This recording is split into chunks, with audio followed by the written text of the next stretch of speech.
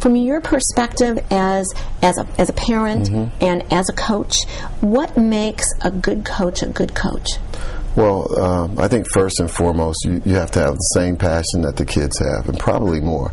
They have to see your vision. You have to be able to create a vision. You have to be able to sell them that vision, and then putting a team together is kind of a delicate fabric. You have to be able to make a young man understand that, okay, this is your role, and this is the role that we need you to play for us to be the best that we can be. And that role may not be what he believes his role should be. So, you have to be able to sell, the young men that this is the role that you need to be able to fulfill for us.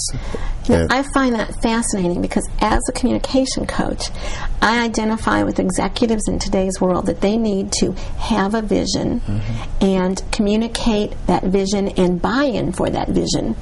And that's really exactly what you're saying, is that you have to have a vision and you have to get buy-in. Now, is that different? Would you, if you guessed what coaching was like 30 or 40 or 50 years ago, could they just make players do things, or did they also have to create that buy-in? Oh, you always do, because you're dealing with individuals, you're dealing with personalities. You have to be able to sell the vision, and you can try to enforce your will on kids, but you're never going to be as successful as you could be if you could sell the vision. Once you sell the vision and the kids buy into it, then they'll run with it, and we've been able to sell the vision.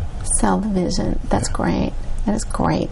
Let me ask you an age-old question. It's a question that I have argued and discussed with people for probably the last 35 years. How much of a team's success is the coach? Would the Bulls have won as many championships without Phil Jackson? Would the old Browns, the original Browns, would they have won without Paul Brown? If you had to put a percentage on it, what percentage is the coach? What percentage is the players? How would you divide that up? Well, let me say it this way before I give a percentage. Okay. It's players, not plays, that win championships. Okay. You need players. You can be the best. You can have the best offense or the best defense in the world. You need players to execute it. Okay, so understanding that, it's probably 70-75% the players, maybe even 80% the players, and the small percentage. Now that small percentage means a lot, but then it's a smaller percentage about the coach, and what I think when it comes to the game time situation, coaches have to be able to make some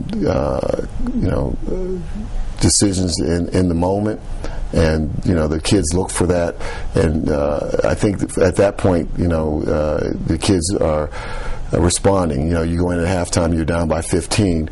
What do they see from you? So you have to be able to motivate them and pull the right strings at that time. And sometimes as you walk into that locker room, you're searching for whatever you might need to say. But I think coaching means a lot in some of those instances.